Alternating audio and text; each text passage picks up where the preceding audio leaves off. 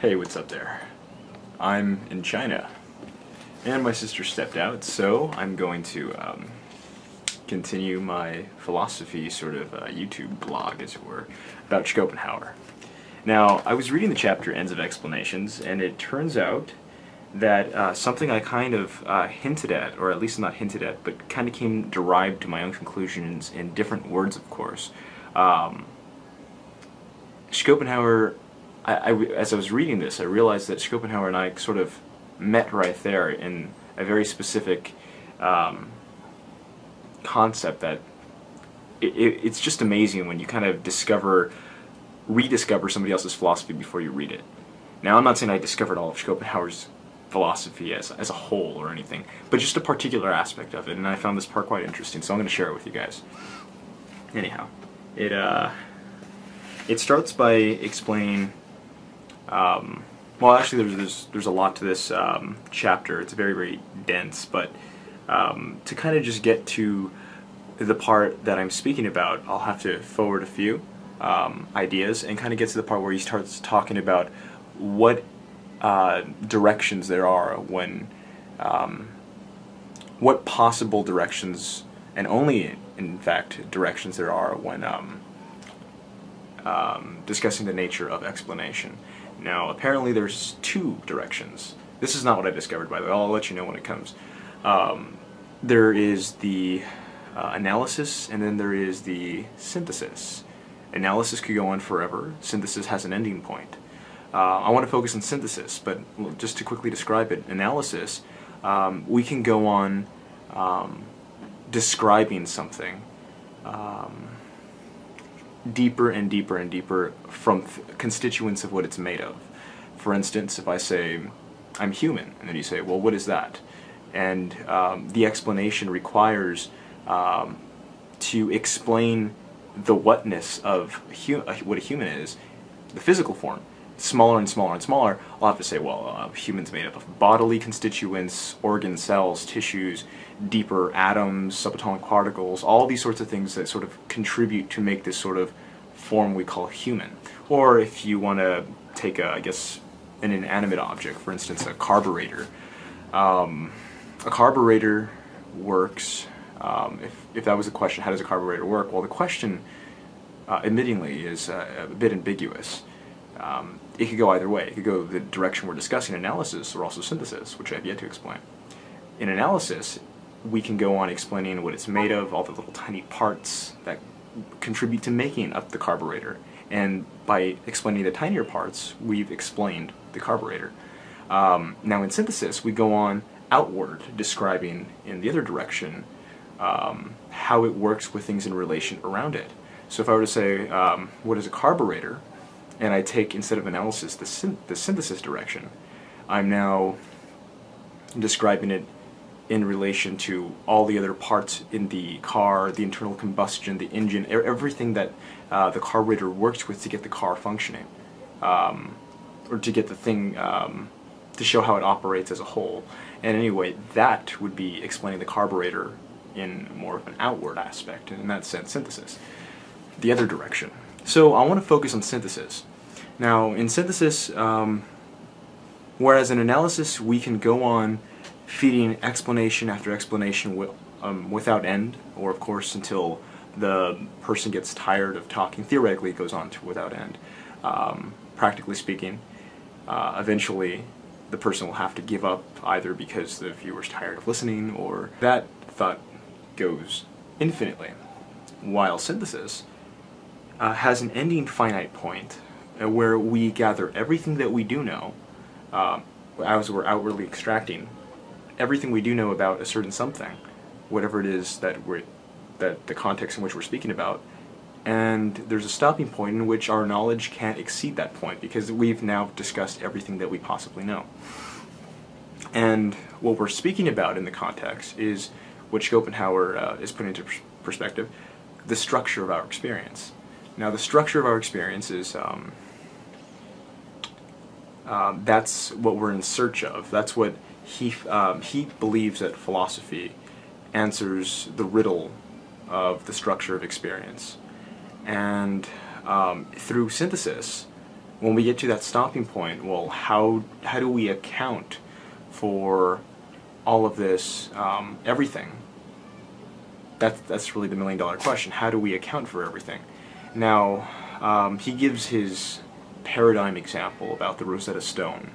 That's a cryptogram, and the cryptogram was used to decipher the Egyptian hieroglyphics, which baffled Western minds for centuries. And now, indeed, anybody who kind of, would question something so apparently obvious now today, the validity of this Rosetta Stone being a good cryptogram, basically, they would think he was probably a crackpot or something, because it seems to work. It's consistent with the evidence. It's relevant. It's compact. So, but here's the objection one could raise, and it'd be perfectly within the logical realm to anybody holding the position of the Rosetta Stone. All of our means of verification, our logical means of verification, how we justify our conclusions and our arguments and everything, ultimately their axioms are circular. The Rosetta Stone could, so the person who denies the Rosetta Stone's validity in being a cryptogram would be perfectly right in saying that our means of justification for the Rosetta Stone, or indeed our logical procedures, are indeed circular. But when we ask him, well, so what are you saying, that, are you denying then that the Rosetta Stone actually has any, extracted any meaningful information out of the Egyptian hieroglyphics? Is it even possible that we could have guessed some of the keys right, in this sense? Could any of our information at this point be right? Our procedures in extracting this at once unknown information, are procedures, at least some of them, are they correct? And so the objectionist person would say, oh, well, I don't necessarily have to disagree with that, but I could just tell you that your procedures are circular, and I could tell you that they don't make sense only on internal evidence. However, they could make sense if we draw for something that's irrational, basically to draw from something outside of reason, which in that case would be faith. And this is pretty much the opening of religion, where it allows for non-reason to discover reason, as it were. But Schopenhauer, a pretty valiant agnostic, or atheist, depends how we construe his work, he stood by his view, saying that no, it's actually, we have every reason to believe, in fact, that we could make sense of our procedures within internal evidence, because the information at hand is perfectly consistent, it's relevant, it's insightful, it's inconceivable to think otherwise. Now, this is not, of course, the part I wanted to explain yet. The part I wanted to get to was when it comes to concepts. Now we're discussing about the types of things we do know. I'm actually skipping over some of a section that I remember that succeeds what I just finished saying. But I'm going to get straight onto concepts. Now, concepts. William James has an interesting phrase which the logical positivists sort of abused. Now, there's an idea called the cash value of statements, of assertions, of propositions. The cash value would be a concept is just an alphabet, really. It's a bunch of scattered information organized into a little vessel, if you will, that is not complete, because the way that Schopenhauer sees it and describes it, and indeed many preceding philosophers from the whole great tradition, from Berkeley to Hume to Kant, even to the great classics Socrates and Plato and Aristotle, would admit that there is that perception, everything we experience, the structure, everything that we experience individually is knowledge. It's a type of knowledge. It's the fullest knowledge that we ourselves could ever extract from the world. But as we do extract this huge bank of knowledge, we extract information only by copied imprints. We save an idea. I view a geometric shape or a certain thing that I observe out in nature, an eagle, a tree, or something. And all of a sudden, only that retains is just an imperfect imprint in the mind, like a mosaic sort of tile, as it were, where from one hue to the next there's always a bit of a crackle and never a fine blur. And in that respect, perception is like the beautiful picture, but concepts are just sort of extracting these imperfect bits of it. The idea, the notion, the map is not the landscape, pretty much says it. Okay, so that's the idea of concepts. Now concepts, William James, as I was going to say, he talks about cash value. He imagines, he gives us the beautiful insight. Imagine we have a little safe.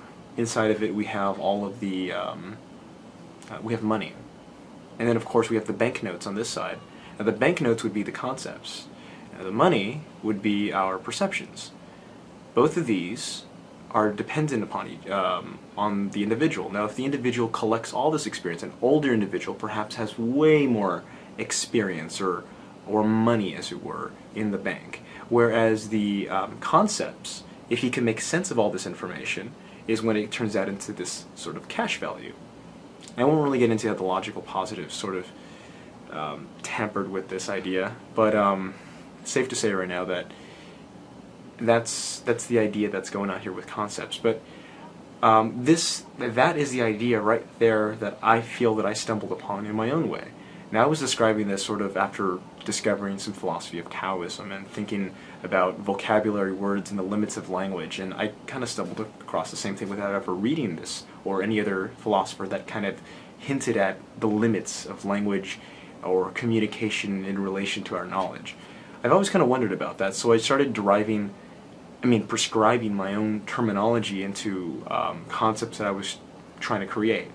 What I found interesting was that, well, I'll just throw some of the terminology that I did use. I used part meaning and whole meaning. Whole meaning being that which is the full picture, like the perception previously described, and then partial meaning, that's my terminology, my contribution, would be in relation to what Schopenhauer called a concept, an imperfect imprint of what's already out there. Now I kind of want to describe the idea that Schopenhauer was very, very adamant to point out, and which indeed his follower Wittgenstein, more of a closed-mouth individual, as it were, both deeply, deeply penetrated this idea outward.